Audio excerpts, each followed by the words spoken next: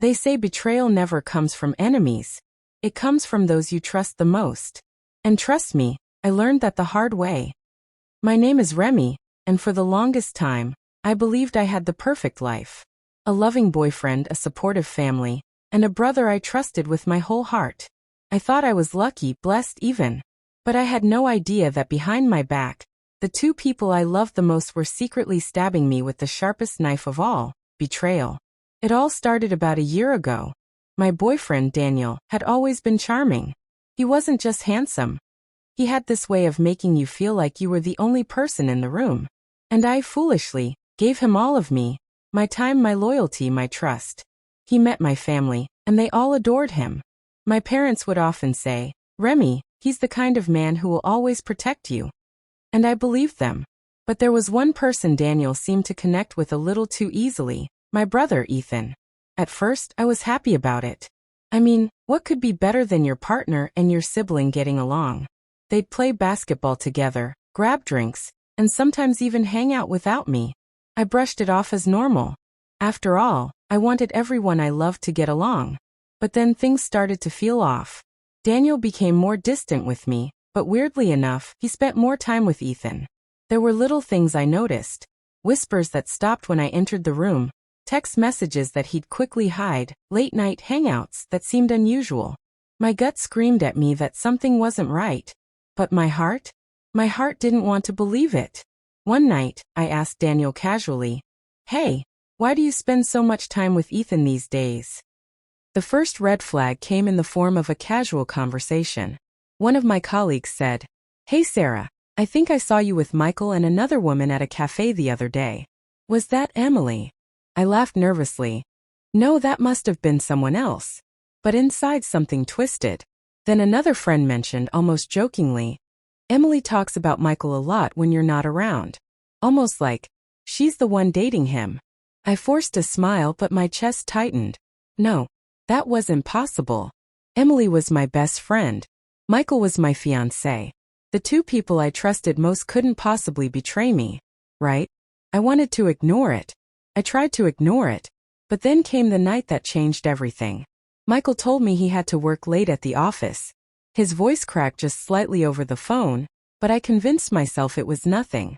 Still, something inside me didn't feel right. My instincts screamed at me. So I drove to his office building.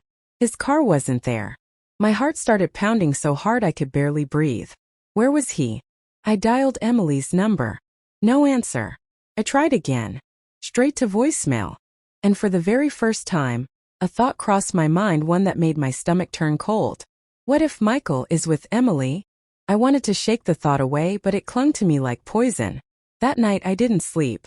I lay awake staring at the ceiling, my chest heavy with fear. And the next day, I found the proof that shattered everything. The next morning I woke up with red, swollen eyes. I hadn't slept. I couldn't. Something inside me pushed me to check Emily's social media. She usually posted pictures of her late-night snacks, selfies with silly captions, or random memes. But last night? Nothing. Not a single post. That was unusual for her. I scrolled further down her feed and noticed something I'd never paid attention to before. Little details. A wine glass on a table that looked exactly like the one Michael owned. A reflection in the corner of a mirror that looked suspiciously like his living room. Tiny clues hidden in plain sight. My stomach dropped. I wanted to scream, to call her, to demand answers, but instead I stayed quiet. Something inside me told me not to confront them yet. Not without proof. So I did what I had never done before. I played detective. I went to Michael's office during his lunch break, pretending to surprise him with food. His secretary looked confused. "Oh, Michael isn't here. He left early to meet someone." My hands trembled as I forced a smile. "Oh right. Yes, I forgot." I walked back to my car, my knees weak. My phone buzzed. A notification from Emily. An Instagram story. I tapped it open. It was a boomerang of her clinking glasses with someone. The camera angle was low, but I froze. Because the wristwatch in the frame was Michael's. The watch I had gifted him for his birthday. I dropped my phone, my vision blurring with tears. It was true. The whispers, the suspicions, the gut feeling that I had been trying so hard to ignore. They were all true. Michael and Emily. The two people I trusted most had betrayed me in the cruelest way possible. But instead of collapsing, something inside me hardened. My tears dried up.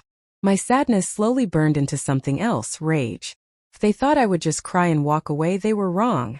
I wasn't going to confront them right away. No. I was going to make them think they had won. I was going to let them believe I was blind and naive. And then, when the time was right, I would expose them both. I started my plan that very evening. I called Emily, pretending nothing was wrong. "Hey, I miss you. Want to grab dinner tomorrow?" Her voice was as cheerful as ever. "Of course, babe. I'll pick the place." She had no idea that I already knew everything. The next day, as I sat across from her at the restaurant, watching her laugh and chatter about random things, I felt sick. Her smile, her fake innocence, it all looked so different now. And when she leaned closer and whispered, "You know, Sarah, I've always thought Michael wasn't fully honest with you. Be careful." I almost choked on my drink. The audacity. That night I made a decision.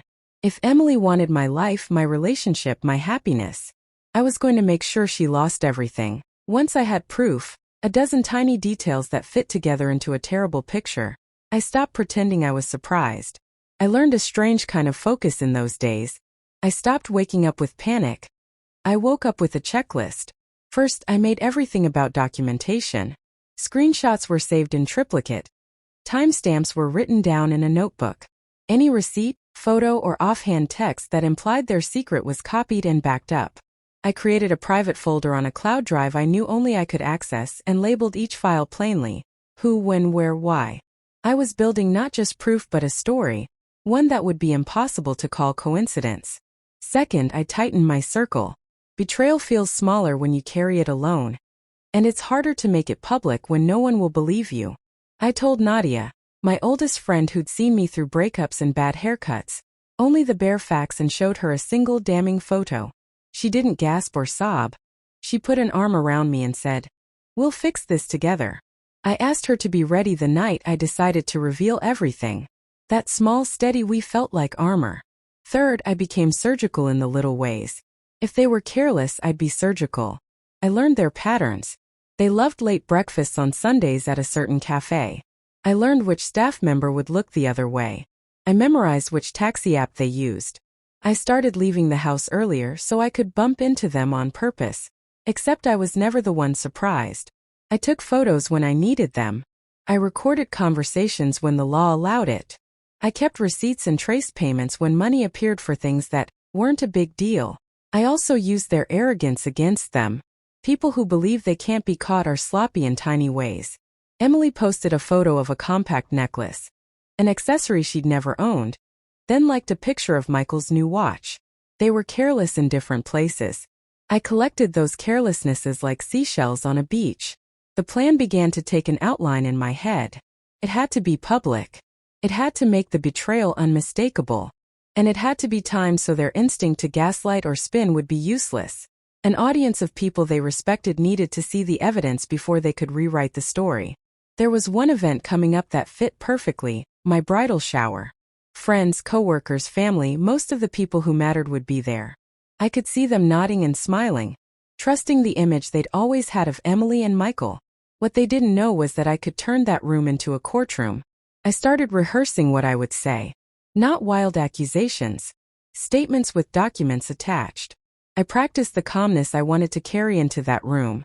Anger is a soundbite, proof is a paragraph. But before I could stage the public reveal, I wanted to watch them in a private, undeniable setting. One where their words would betray them just as much as their actions did. I decided on a small test. I texted Michael 2 nights before the shower with a benign question about the guest list. He replied with something offhand, then he called quickly and I refused to pick up. He texted again and again, the messages getting more insistent. That was the moment I wanted. Push them into complacency, then catch the slip. I coordinated with Nadia to be at the same cafe on Sunday. I told her to sit in a booth with a direct view of the front door, and to pretend to write while watching people come in. She agreed, and on Sunday morning she sent me a single photo with the caption, "They're here." From a distance I watched Michael and Emily walk in, hands brushing like nothing was wrong. Nadia waved discreetly. I raised my phone and began to record. Not from right on top of them, but close enough for their voices to carry. Microphones pick up more than you expect. They sat, they ordered, and they spoke in the calm, coded intimacy I'd heard in their messages. I didn't need to hear every word. I needed one moment, one phrase of mutual complicity. 15 minutes in, Emily reached across the table and touched Michael's wrist. "He doesn't suspect a thing," she said, her voice low and nearly pleased. Those words were the chisel to my marble. I hit save on my phone with sweaty fingers and walked away. I let them be visible one more day, because visibility makes disbelief harder to sustain. After that, I focused on the legal aspects. I met my lawyer in a small cafe with thick walls and took a deep breath as I showed him the folder. He sat back, read a few lines and didn't look surprised. "You're smart to document all of this," he said. "Public humiliation isn't the only remedy. There are financial consequences if you need them." I nodded. The safety net made the public reveal easier to hold, to ensure I wasn't acting from vengeance alone, but from a place where consequences were enforceable. Then, to make sure their circle would see everything without room for denials, I printed copies. Wedding friends, family members, coworkers, anyone who would be at the shower got a discreet envelope on their seat. Each envelope contained a small note. "Please read this before the toast." Inside, a single page with a link to a private folder. The folder was password protected, and the password would be revealed on my phone right before the moment. On the morning of the shower, my hands were steady. I applied lipstick, not because I wanted to look pretty for them, but because rituals help ground you. I let Nadia help me with the final hairpin. She squeezed my hand and said, "You're not alone." The people arriving smiled, hugged me, and congratulated me. Eyes so hungry for a happy story they could taste it. That made the reveal sharper. When everyone had a glass in hand and the toast was about to start, I stood up. Silence crept instantly into the room. I smiled, then used my phone to share the password and the private folder link. 100 phones buzzed. People clicked. People scanned.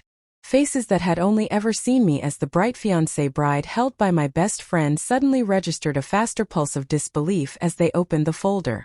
There were photos of dinners. There were timestamps. There were receipts. There were screenshots of messages where Emily and Michael planned things in coded language and joked about how easy it was to make me so oblivious.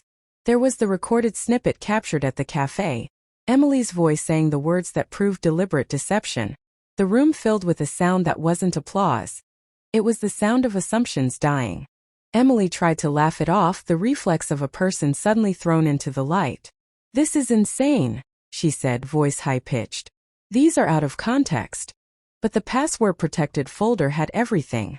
The timeline made context impossible to invent. Michael, face pale, shuffled through the papers like someone searching for an escape hatch that didn't exist. I had planned the moment so it would be surgical, not theatrical. I wasn't there to scorch them into ash. I wanted the truth to be undeniable to everyone I loved. As people read, whispers turned into questions. Fathers, uncles, friends asked, "Is this true?" Aunts hugged me and cried.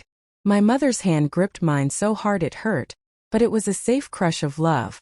Emily's eyes met mine for a long, exhausted second. I did not flinch. She had the look of someone calculating whether to break down or to beg. She chose neither. She chose silence. That night after the shower, people took sides. But the damage had been done. The web of secrecy they'd spun unspooled in public. And when that happens, even confident liars feel the earth give way beneath them. They lost not only trust in my engagement, they lost an audience entirely. The silence after the reveal wasn't just silence. It was weight. Heavy, unbearable, like the moment after glass shatters but before the pieces hit the floor. Emily stood there, blinking rapidly, her mouth twitching like she wanted to speak but couldn't find words.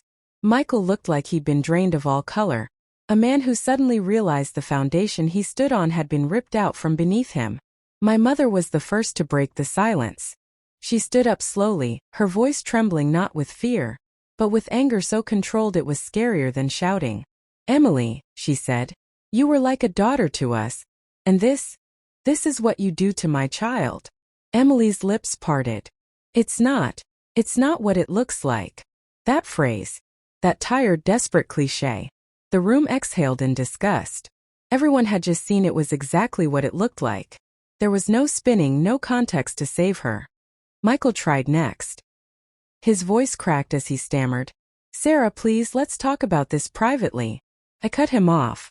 Calm, clear, unshakable. "No. You made it public when you lied in public.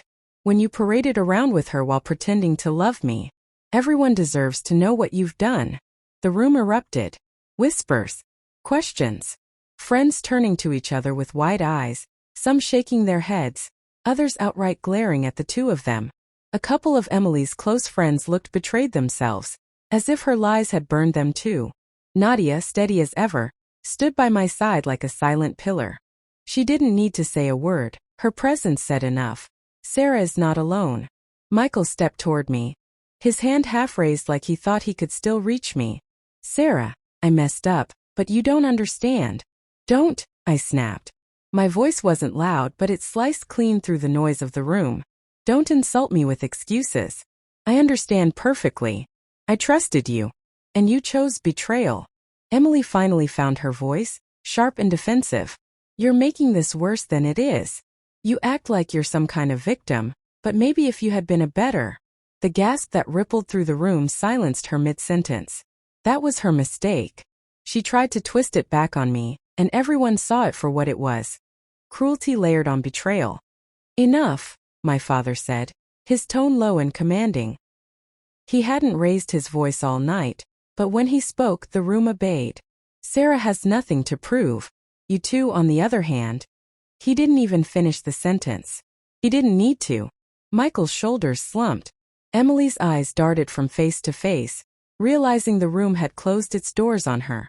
I felt my breath steady, like air returning to lungs after drowning. For months I had carried their secret like poison, and now the poison was out in the open. The weight was gone. The rest of the night blurred into fragments. Some people hugged me tightly. Some whispered apologies for not seeing sooner. A few cried, not for me but for themselves, for the loss of the picture-perfect story they thought they'd been part of. Betrayals break more than just two people. They fracture the trust of whole groups. Michael left first, shoulders hunched, his once proud stride gone. He didn't even look back. Emily followed, muttering to herself, her pride collapsing like a broken mask. Neither of them said goodbye. When the door shut behind them, I realized something. The room hadn't turned its back on me. They had turned their back on them. And that difference mattered more than I could describe. That night at home, I sat alone on the edge of my bed. The silence was different now, lighter. My phone buzzed endlessly. Messages from relatives, friends, even coworkers who had heard already. Some were supportive, some nosy, but all of them confirmed the same thing. The story was out. I stared at the mirror, really stared. For the first time in months, I saw a version of myself I almost recognized again. Not the broken, suspicious, exhausted woman I'd become, but someone who had faced fire and survived. Someone who had burned the liars with truth instead of letting them consume her. Did it hurt? Of course. My heart still ached in places I couldn't touch. Betrayal leaves invisible scars, the kind no one else can measure.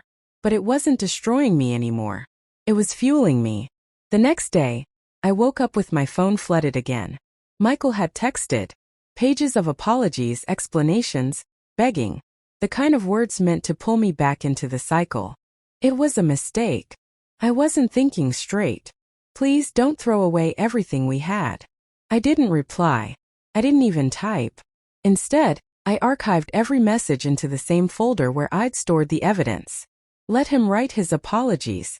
Let him write novels of regret. They were nothing more than proof of his guilt. Emily tried too. Shorter, nastier messages. Blame disguised as defense. You wanted this to happen. You're exaggerating. You'll regret making this public. But the truth was already public, and the truth is heavier than lies. Lies float away when exposed. Truth stays. Over the following week, the ripples spread. Friends unfriended Emily on social media. Coworkers avoided Michael. The story traveled not because I shouted it, but because betrayal always leaks. People talk. And when the evidence is undeniable, people believe. For me, the hardest part wasn't their downfall, it was learning how to breathe again. I had lived so long waiting for the other shoe to drop that when it finally did, I had to relearn silence without fear. One night, Nadia came over with takeout and wine. She raised a glass to me and said, "To freedom." I really laughed for the first time in months. To freedom, I echoed. It wasn't about revenge anymore. Revenge had been the fire that got me here, but freedom was what I wanted next. And as I lay in bed that night, I thought, maybe betrayal doesn't just destroy. Maybe it clears the path for something stronger. I remember that night so vividly. My phone buzzed with a message from Mark. "Don't wait up for me, working late." First, I didn't think much of it. But then something inside me stirred. Call it intuition, call it a gut feeling, but I just knew something was off. I tried to ignore it, telling myself not to overthink. But when hours passed and he still wasn't home, I decided to check his location on the Find My Friends app. He had shared it with me months ago, back when we trusted each other completely. And there it was, he wasn't at the office. He was across town, in a residential neighborhood I didn't recognize. My hands shook as I stared at the screen. My mind raced with questions I wasn't ready to answer. Who lived there? Why was he lying? Was I just being paranoid? I told myself, maybe it's a friend. Maybe he's helping someone. But deep down I already knew the truth. The next day, I confronted him casually, testing the waters. "So, how was work last night?" "Must have been exhausting, staying so late." He didn't even blink. He looked me straight in the eye and said, "Yeah, long night. We had to prepare for a big presentation." That lie rolled off his tongue so smoothly it scared me. Because if he could lie that easily, what else was he hiding? I didn't push further.